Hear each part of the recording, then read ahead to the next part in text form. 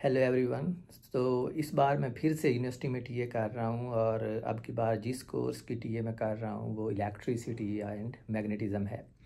और ये वो कोर्स है जो बीएस फिज़िक्स वाले स्टूडेंट तकरीबन 5वें सेमेस्टर में पढ़ते हैं, जिसके लिए इलेक्ट्रोडायनामिक्स की जो बुक है ग्रिफिथ्स की वो फॉलो की जाती है।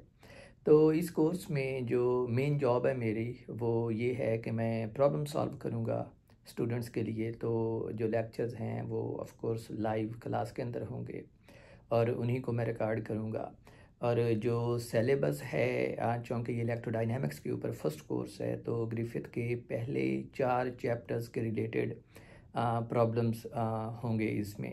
क्योंकि जो पहले 4 चैप्टर हैं वो कोर्स का हिस्सा हैं, वो कोर्स में उनको पढ़ाए जाएंगे और उसके रिलेटेड जो प्रॉब्लम्स होंगे वो प्रैक्टिस जो है या प्रॉब्लम सॉल्व कैसे करते हैं वो सारी चीज़ जो है वो मैं डिस्कस करूँगा इन डिस्कशन के सेशंस में। तो 8 से 10 लेक्चर होंगे, तकरीबन 30 से 40 मिनट का एक लेक्चर होगा।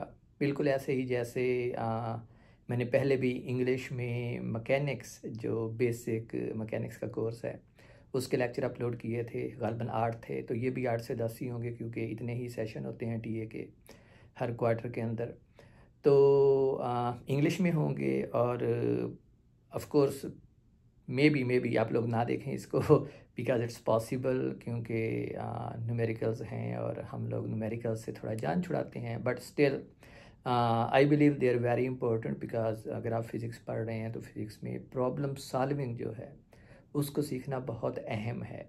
और अगर आप वैसे ग्रिफिथ्स पढ़ रहे हैं तो उसके साथ साथ आप इन लेक्चर्स को देख सकते हैं, क्योंकि ये बहुत हेल्पफुल होंगे ग्रिफिथ को समझने के लिए या उसके उसमें जो प्रॉब्लम्स मौजूद हैं उनको समझने के लिए।